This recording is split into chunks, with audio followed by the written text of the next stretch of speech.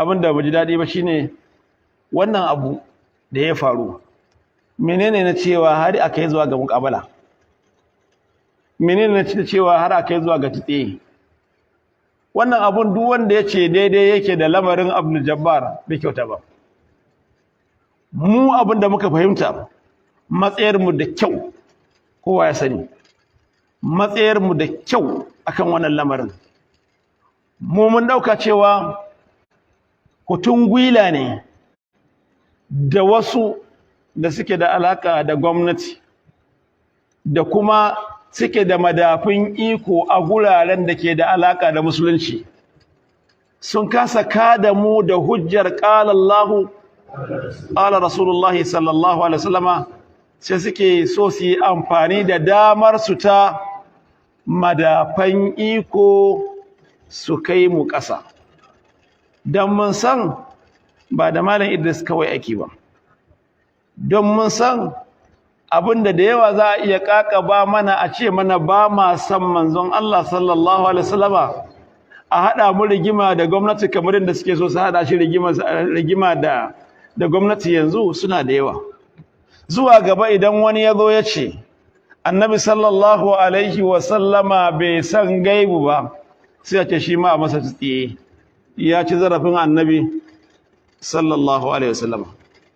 Wani ma in ya zo ya ce ba gaskiya bane ba cewa an halarci annabi Muhammadu sallallahu alaihi wasallama gabanin a halarci annabi Adamu, cewa wai haske ne a da can, mun ce hadisi ne munkar, hadisi ne na ƙarya. Wani sai ce baya san manzon Allah sallallahu alaihi wasallama. Wani ma in mun ce annabi Muhammadu sallallahu alaihi wasallama mutum ne, sai ya ce shi ma wannan ya zagi manzon Allah sallallahu alaihi wasallama. To ba za mu bari muna raye da hankalinmu da doka irin ta ƙasarmu ta ba mu dama mu yi irin abin da muka amince da shi a matsayin addini, matuƙar ba za mu tada fitina ko mu cutar da wani ko mu yi wata ƙullalleniya ba. Kuma a ce yau wasu za su yi amfani da damar su ta mulki su rufe bakinmu akan abin da Allah maɗaukakin sarki ya faɗa. Qul la amliku li nafsi naf'an wala darra, cewa aka yi wa manzon Allah sallallahu alaihi wasallam ce musu la amliku li nafsi, ban mallaka wa kaina ba, nima bayan da na iya da kaina ba zan iya yi wa kaina wani abu mai amfani ko na cutar da kaina ba, illa ma sha Allah, sai abinda Allah subhanahu wa ta'ala ya so. Walau kuntu a'lamul ghaiba lastakthartu min alkhair wa ma massani as-su', da na san abin da yake boye da na yawaita alheri, da ban yadda wani abin da yake ba daidai ba ya shafe ni, wani abu da yake mummuna ya shafe ni. Wannan ita ce aqidar mu, kuma ita ce kyakkyawar aqidar girmama manzon Allah sallallahu alaihi wasallam. Waɗancan mutane da suke so su fitar da manzon Allah sallallahu alaihi wasallama daga siffarsa ta ɗan adam ba tare da sun sani ba, wato rage darajar manzon Allah sallallahu alaihi wasallama suke yi. Ba wanda ya isa ya ce mana ba ma san manzon Allah. Na rantse da Allah, na rantse da Allah, na rantse da Allah, yanda muka sallamarin manzon Allah da labaran manzon Allah da abinda manzon Allah sallallahu alaihi wasallama ke so da wanda baya so, da shigarsa da fitarsa, ba mu san labaran iyayenmu kamar haka ba. Wallahi da zuriyata yanda na san labarin manzon Allah, ban san labarin zuriyata kamar haka ba. Kuma mun san cewa ƙaunar manzon Allah sallallahu alaihi wasallama kadai ta isa ta sa mutum aljanna. Wani ya zo ya ce ya Rasulullahi, ni kan alkiyaman nan mun gaji da gafara sa, amma ba mu ga ƙaho ba, ba mu ga ƙaho ba. Sai ya ce da kake gaggawan ai tashin alkiyama wani shiri ne kai mata? Sai ya ce ya Rasulullahi, ni dai ba ni da yawan sallah ko yawan azumi, amma na san ina da san manzon Allah, nayi wa kaina tanadin ƙaunar manzon Allah sallallahu alaihi wasallam. Sai manzon Allah ce masa almar'u ma'a man ahabba yawm alqiyama, almar'u ma'a man ahabba yawm alqiyama. Da mu da muke karantar da sunnar manzon Allah, wanda har aka yi take wa masu karanta hadisi da siffar manzon Allah, da labaran manzon Allah, da komai na manzon Allah, maganganun manzon Allah, ayyukan manzon Allah, aka ce ahlul hadisi hum ahlur rasuli wa illam yashhadu nafsahu anfasahu shahidu.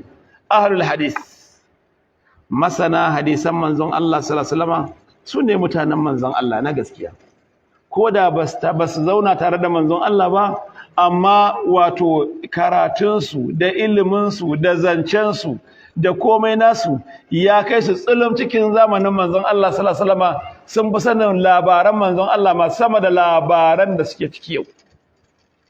Littafi kadai, inji wani malami yake yaba shi, yake cewa lana julasa'un ma namallu hadithuhum alubba'u ma'amununa ghiban wa mashhada يفيدوننا من علمهم علم من مضى ورأيا وتسديدا وقولا مسددا بلا مؤنة تخشى ولا سوء إشرة ولا نتقي منهم لسانا ولا يدا.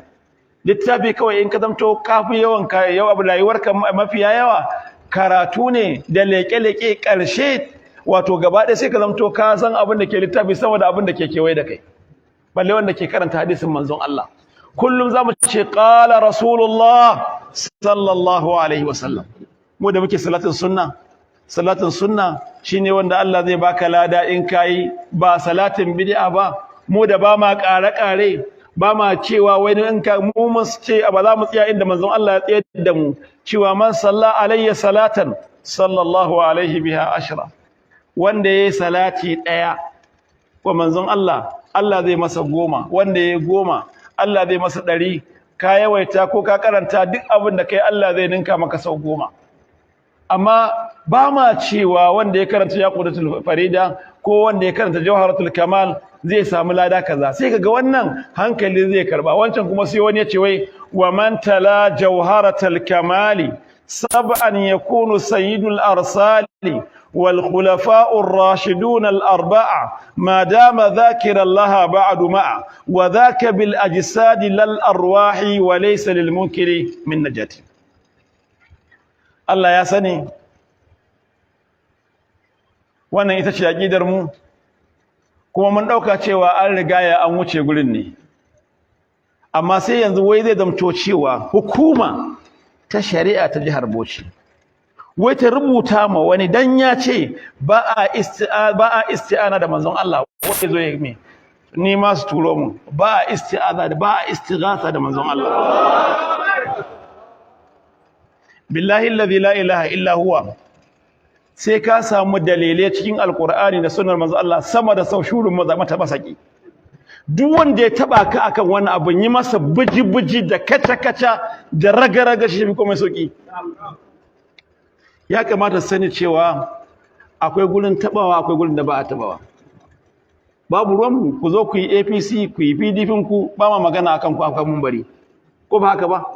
amma ƙarya kake ka zo ka ce zaka wato bata abin da yake kiran manzon Allah sallallahu alaihi wasallam, ko ka bata abin da yake hadisin manzon Allah kace za mu shiru, domin wannan da'awa ce zuwa ga Allah. lu'ina alladhina kafaru min bani isra'ila ala lisani Dawud wa Isa ibn Maryam ذلك بما عصوا وكانوا يعتدون كانوا لا يتناهون عن منكر فعلوه لبئس ما كانوا يفعلون. Allah ce Allah ya tsine ma malaman banu Isra'ila, saboda idan aka yi wani abu mummuna ba sa fitowa su yi inkari. Allah ya yaba al'ummar Annabi Muhammad sallallahu alaihi wasallama da cewa suna umarni da kyakkyawa, suna hani da mummuna. كنتم خير أمة أخرجت للناس تأمرون بالمعروف وتنهون عن المنكر وتؤمنون بالله ولو آمن أهل الكتاب لكان خيرا لهم. باين الله وانا خيرية تأل أمر النبي محمد صلى الله عليه وسلم تأمرني دا كيكاوا. saboda haka bayin Allah a wannan gabar muna sanarwa kowa da kowa da jami'an tsaro da suke nan gurin na farin kaya da wanda suka zo da kaki da duk wanda zancen nan zai kai musu, ba ma kira zuwa ga tashin hankali, kowa an san shi, ba ma kira zuwa ga rikici, amma muna kira zuwa ga aƙidarmu. Qul hadhihi sabili ad'u ila Allah ala basiratin ana wa man ittaba'ani. Mun sani cewa ba wai ba mu sani ba, wasu daga cikin ƴan uwanmu da sunan almajiranta in ya kama za mu kira sunayen mutane liyahlika man halaka an bayyana wa yahya man hayya an bayyana. Waɗanda suke jin sun saba mana a aƙida sun samu dama za su cutar da duk wanda suka ga dama. To a wannan layin dukanmu tsintsiya ne maɗaurin ki ɗaya. A wannan layin duka tafiyarmu iri guda ce. A wannan layin mun san cewa in aka kama wani ko aka ci zarafin wani ba za a kyale sauran ba. Kada ka yaudar kanka. Wanda yake faɗa da aƙidarka ba yana faɗa da mutum ɗaya bane, ba yana faɗa da dukkan ku ne. Saboda haka muna kira wa mai girma gwamna. Shine wanda yake jagoran wannan jiha, kuma shine uba wanda hakkin samar da tsaro na jihar nan yana hannunsa. Ya sani cewa in ya bar waɗannan mutanen ko inda sunansa suka ci gaba da yin wannan abun, ba sa son sa, ba sa ƙaunarsa, kuma ba sa son su zaunar masa da jiharsa lafiya. Domin akan me muke rage ne, idan tambaye ku da Allah tambaye ku, me yasa kuke sauraro na? Ba dan Allah ya ce annabi ya ce ba, ba dan wannan abin da nake faɗa ba, to an zo da wani dabara da za a hana ni faɗa, sai in shiru? Ku za ku shiru? Saboda haka wannan zancen kadai ishara ce, manuniya ce zuwa ga mai hankali cewa abin ba na wasa bane ba, ba mu kuma ɗauki abin da wasa ba. In gaskiya ne ake so, idan mutum ya yi kuskure, ba daga kuskure sai ta tsaye ba. Ko Abdul Jabbar ba haka aka yi da shi ba. Aƙalla a tambaye mutum ko a rubuta masa yayi bayanin me yake nufi, ko ba haka ba? In bai an ba a gamsu ba sai a ce ya kawo dalili, ko in ma za a kai zuwa ga tattaunawa da shi, amma haka kawai dare ɗaya. To kamar yadda wasu suke cewa wai in ba a yi abin da suke so ba, ba za a zanna lafiya ba, to kowa zanna lafiyar shi so, kowa ya zauna lafiyar shi ya so. Don ba mu da wannan, saboda mun san kautar da mu daga kan wannan layin, a rufe mana baki so ake a ɗora mu akan shirka. Wanda ya mutu ko yana shirka ya mutu arne. Ai da bari ka kashe ni ina arne kwanda mutu yanzu. Saboda haka wanda ya ba ma gwamnati wannan abun shawara bai san girman wannan abun ba. Bai ma baya santa, baya kaunarta. Ba haka lamarin yake ba. Ko a Kano sai da ya kai dukkan malaman gari da ɗariƙa da izala da kowa suka zamto matsayinsu ɗaya. Saboda abu ne a fili.